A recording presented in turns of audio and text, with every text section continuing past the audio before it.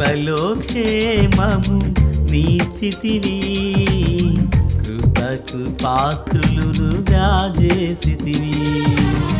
కృపలో క్షేమము నీచితివి, కృపకు పాత్రులుగా చేసితివి. కృపను గూర్చి పాడెదనేను, కృపను గూర్చి పొగడెద నిన్ను. కృపను గూర్చి పాడెదనేను, కృపను గూర్చి పొగడెద నిన్ను.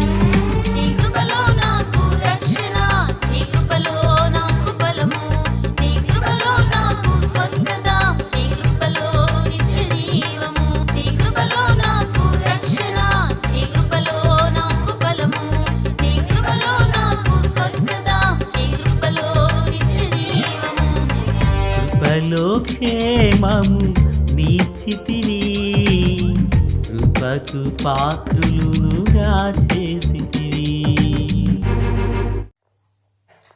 మన ప్రభు అయినటువంటి యేసుక్రీస్తు వారి పరిశుద్ధమైన నామంలో తండ్రి అయిన దేవాది దేవునికి నిత్యము స్తుతియు స్తోత్రములు, మహిమయు ఘనతయు ప్రభావములు యుగయుగములు ప్రభువునకే చెల్లునుగాక. ఆత్మీయులారా, బాగున్నారు కదా? దేవుని మహాకృపను బట్టి మరొక పర్యాయం మనం ఎలాగున కలిసి దేవుని వాక్యాన్ని ధ్యానించే కృపను దేవుడు మనకు అనుగ్రహించున్నారు. ఇలాన వర్తమానం కాస్త ఆలస్యంగా మీ వద్దకు వస్తున్నది. ప్రియులరా, గడిచిన రాత్రి రాజమండ్రి ప్రాంతంలో సువార్త మహోత్సవాలు ఆశీర్వాదకరంగా దేవుడు జరిగించారు. ప్రజలు, పాస్టర్ గారు, సేవకులు చాలా సంతోషించారు. దేవుడు మాటలాడిన విధానాన్ని బట్టి నా కొరకు, ప్రయాణం కొరకు, అక్కడ వర్తమానం కొరకు ప్రార్థించిన మీ ఎల్లరకు యేసయ్య నామములో నా నిండు వందనాలు తెలియపరుస్తున్నాను. కేవలం దేవుని కృప, మీ ప్రార్థనలే నన్ను అక్కడ నడిపించడం జరిగింది. స్తోత్రం. ప్రియులారా, ఈరోజు దేవుని వాక్యం కొరకై సంఖ్యాకాండం 21వ అధ్యాయం 9 నుండి 10వ వచనం నుండి ప్రియులారా 24, 25 వరకున్న వచనాలను మనము ధ్యానము చేయబోచున్నాము. రండి, దేవుని వాక్యంలో 21, 22, 23 వచనాల్లో భాగం నిమిత్తమై 22వ వచనం చదువుతున్నాను. మేము పొలములకైనను ద్రాక్ష తోటలకైనను పోము, బావుల నీళ్లు త్రాగము. మేము నీ పొలిమేరను దాటు వరకు రాజమార్గములోనే నడిచిపోదుమని అతనితో చెప్పిరి. ప్రార్థన. తండ్రి, దేవా స్తోత్రాలు. వాక్కు చేత మాతో మాట్లాడి మమ్మల్ని బలపరచండి. మీ సన్నిధి, మీ సహాయం మాకు తోడయుండును గాక.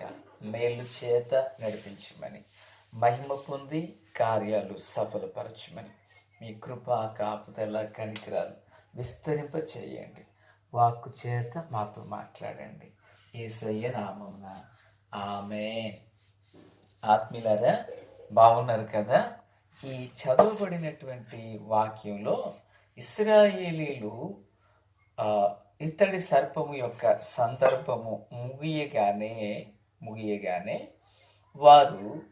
వారి అరణ్య యాత్రను ఇంకా కొనసాగించడం మొదలుపెట్టారు. అలాగున వారు వెళుచు 21 ఇశ్రాయేలీలు అమోరీల రాజైన సీహోను వద్దకు దూతలు పంపి, అయ్యా, మీ దేశంలో ఉండబడి మమ్మల్ని వెళ్ళనియ్యి అని అడిగారు. ఎవరిని? అమోరీల రాజైన సీహోను. అయితే సీహోను ఇశ్రాయేలును తన పొలిమేరలను దాటనివ్వలేదు. దానికి బదులుగా సీహోను తన సమస్త జనమును కూర్చుకుని ఇశ్రాయేలీలను ఎదుర్కొనుటకు అరణ్యంలోకి వెళ్ళి యహాజుకు వచ్చి ఇశ్రాయేలుతో యుద్ధం చేయడం మొదలుపెట్టాడు. పిల్లలు వాళ్ళు అన్నారు, మౌనంగా మేము అద్దరికి పోతామయ్యా, ఏ విధమైన హాని చేయము అని అడిగారు. వారేమంటారు? ససేమిరా, వెళ్ళడానికి కుదరదు అని అన్నారు. ఇక్కడ బాగుగా ఎరగవలసిన సంగతి ఏంటంటే, ఒక దేశంలో ఉండగా మరొక జనులను సాధారణంగా ఎవరు కూడా వెళ్ళనివ్వరు, ఎవరైనా. అయితే మీరేం చేశారు? మొదటి మాట అడిగారు. సో వెళ్ళనివ్వడానికి ఏదైనా నష్టం కలుగుతుందేమోనని అవతల సీహోను భయపడుట్లో తప్పులేదు. అయితే మీరేం చేశారంటే సమాధానంతో అడిగారు, దానికి ఒకటి అంగీకరించాలి. లేదంటే వారు ఒక ప్రత్యామ్నాయం ఏదైనా చూడాలి. ఇంకా అది కూడా కాదంటే వారు చేయవలసిన పని ఏంటంటే, మాకు ఇలాగ నష్టం చేయకుండా వెళతాను ఒక తీర్మానం ఏదైనా చెప్పండి అన్నారు. ఒక వడంబడిక చేయండి అని అన్నారు. లేదా మా మార్గంలో గుండగా వెళ్ళటానికి ఇష్టపడట్లేదు, మీరు ఏదైనా మార్గం చూసుకుని అని చెప్పాలి. అదే లేదు. అయితే వీళ్ళు ఏం చేశారంటే వెళ్ళనివ్వము అని చెప్పి, ప్రియులారా, సీహోను తన సమస్త జనాన్ని కూర్చుకుని ఇశ్రాయేలు ఎదుర్కొనుటకు అరణ్యంలోకి వెళ్ళారట. లేదా వారెక్కడికి వెళ్తున్నారు? వాగ్దాన దేశానికి వెళ్తున్నారు. మౌనంగా, అయ్యా బాబు మాకు సహాయం చేయడం నోరు తెరిచి అడిగారు. ఏం చేయాలి? చేతనైతే చెయ్యాలి, లేదా నోరు మూసుకుని ఉండాలి కదా. మన భాషలో చెప్పాను, ఏమనుకోకండి. అటు వెళ్ళనివ్వక, ఇటు ప్రత్యామ్నాయ దారిని చూపక, లేదా ఇద్దరి మధ్య ఒక వడంబడిక, లాభాన్ని యాకోబులకు జరిగినట్టు ఒక వడంబడికయూ లేక చేసిన పని ఏంటంటే వారిని అడ్డగించడానికి వెళ్ళాడట. వారిని ఎదుర్కోవడానికి తన సైన్యాన్ని కూర్చుకుని మరి వెళ్ళాడట. ఇశ్రాయేలుతో యుద్ధం చేయడం మొదలుపెట్టాడు. అయితే ఇశ్రాయేలు ఏం చేశారు? 24 వచ్చిన ఇశ్రాయేలు వారిని కత్తివాత హతము చేసి వారి దేశమును ఆర్నోను మొదలుకుని ఎబ్బోకు వరకు, అనగా అమ్మోనీల దేశమును స్వాధీనపరుచుకుని, అమ్మోనీల పొలిమేర దర్గమయమైనది. స్తోత్ర. దర్గమయమైనది. ఇశ్రాయేలీలు ఆ పట్టణములన్నిటిని పట్టేసుకున్నారు. ఇశ్రాయేలీలు అమోరీల పట్టణములన్నిటిని, హెష్బోనులోని దాని పల్లెలన్నిటిలోనూ వాళ్ళు పాదం మోపేశారు. ప్రియులారా, ఒక మాట ఇక్కడ గుర్తు చేయాలనుకుంటున్నాను.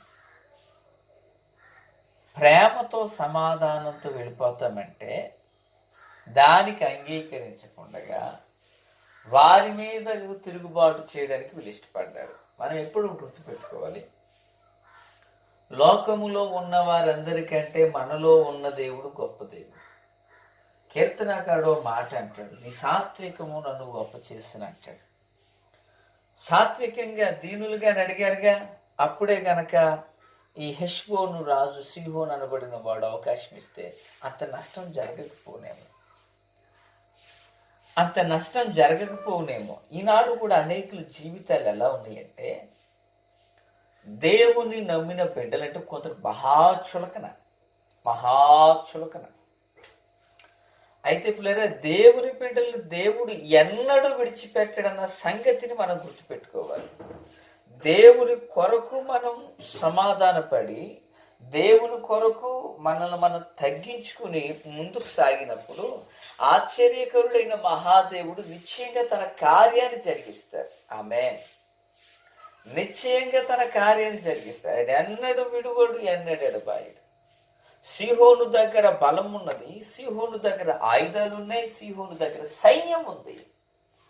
ఇశ్రాయేలు దగ్గర జీవము కలిగిన దేవుడు ఉన్నాడు. ఈ మాటలు వించిన దేవుని బిడ్డలారా, నీకు భిన్నమైన వారి దగ్గర అనేకములైనవి ఉండొచ్చు, నీతో దేవుడు ఉన్నాడన్న సంగతి మర్చిపోవద్దు. ఆశ్చర్యకరుడైన మహాదేవుని కృప నీకు తోడుగా ఉన్నదని మర్చిపోవద్దు. నిశ్చయంగా ఆయన సహాయం చేసే దేవుడు, నిశ్చయంగా నీకు తోడై ఉండి నిన్ను బలపరిచే దేవుడు. ఆమేన్. ప్రభు వారికి తోడుగా ఉన్నారు. ఎందుకని ప్రభు వారికి తోడుగా ఉన్నారు? ఆటంకాలు వారికి ఎదురైనా, అవరోధాలు వారికి ఎదురైనా, ఆ అవరోధాలన్నిటిని దాటుకుని వాగ్దాన దేశానికి వెళ్ళాలనుకున్నారే తప్ప ఇది అడ్డుగా ఉందని వెనక్కి తిరిగిపోదాం అనుకోలేదు. ఆ సమయంలో వింటున్నారా? అది అడ్డుగా ఉన్నారు వాళ్ళు, మేము ఆగిపోతాం అని అనలా. సాగిపోవడానికి ఇష్టపడ్డారు. దేవుడు తన కార్యాన్ని చేశాడు.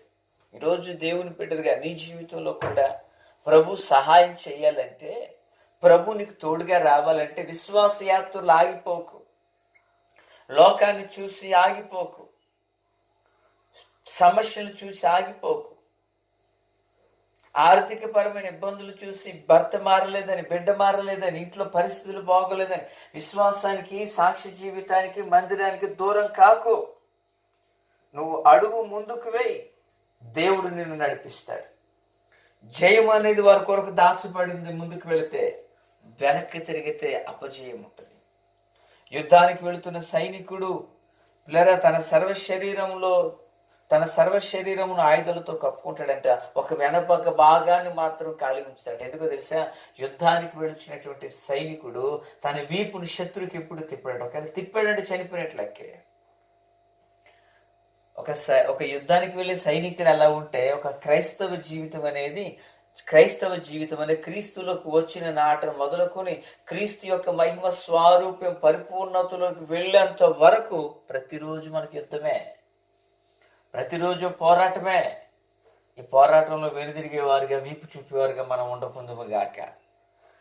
సాగిపో, దేవుడు కార్యాలు చేస్తారు. ఆగిపోయావా, ప్రభు యొక్క సహాయాన్ని పొందుకోరు. ఇశ్రాయేలు ముందుకు సాగిపోతున్నారండి, దేవుడు అద్భుతాన్ని చేశాడు. ఆత్మీయులారా, మరి మన జీవితంలో కూడా ముందుకు సాగిపోదాం. ప్రభు తన కార్యాలు జరిగించును గాక. తండ్రి దేవ స్తోత్రాలు. నా వాక్యం అందరి హృదయాలు ఫలభరితం చేసి మేలుతో నింపి నడిపించి మహిమ పొందే కార్యాలు సఫలపరచండి. యేసు నామమున ఆమేన్.